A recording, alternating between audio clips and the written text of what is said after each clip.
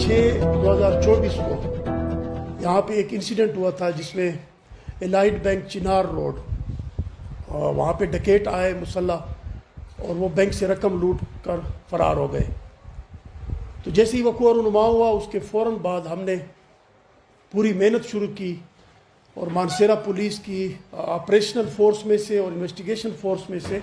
جو قابل ترین ماہر ہمارے افسر تھے ان کی ایک اسپیشل ٹیم میں نے کنسٹیٹیوٹ کی اور انہوں نے دن رات محنت کر کے الحمدللہ آج 1 مہینہ پورا ہو گیا ہے. 1 مہینے کے اندر انہوں نے وقوع ٹریس کیا.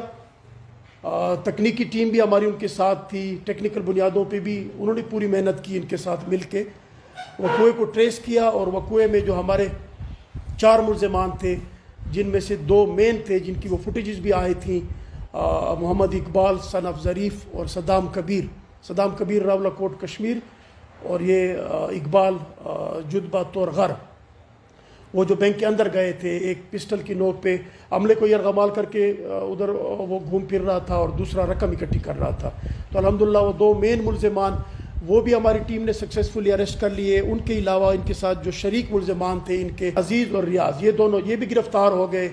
ایک ان کا جو 5واں ملزم ہے اس کی گرفتاری کے لیے ہماری کوشش شروع ہے اور اس کے ساتھ ساتھ 84 لاکھ روپے کی خطیر رقم وہ بھی سکسیسفلی الحمدللہ ہماری ٹیم نے ریکور کر لی. وقوع میں جو موٹر سائیکل استعمال ہوا وہ بھی ریکور ہو گیا اور جس پسٹل کی نوک پہ جو ملزم اقبال نے استعمال کیا اور ڈکیٹی کی وہ پسٹل بھی ریکور ہو گیا. اور ساتھ میں اسی رقم میں سے جو کہ تھوڑی بقایا رقم تھی انہوں نے جو ایک موٹر سائیکل خریدا تھا وہ بھی ریکور ہو گیا. تو 4 ملزمان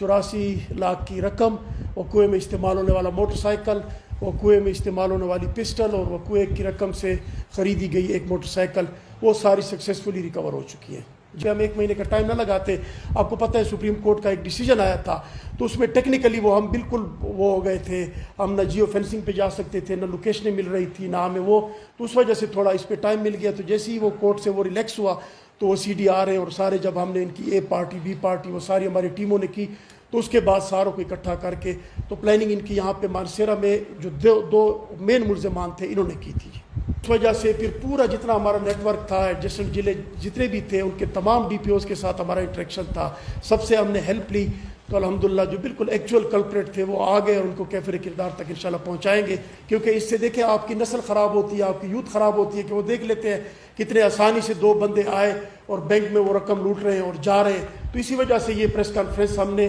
آج ضروری سمجھی کہ آپ کے ذریعے ایک میسیج ان کو پہنچے کہ جو بھی کرائم کرے گا انشاءاللہ مانسیرا کی پولیس جو ہے وہ اس سے بے خبر نہیں ہے. مانسیرا کی پولیس ان کو کیفر کردار تک پہنچائے گی اور مجھے اپنی ٹیم پہ فخر ہے اور انشاءاللہ آپ دیکھیں گے یہ بڑا واقعہ تھا, اس میں اللہ تعالیٰ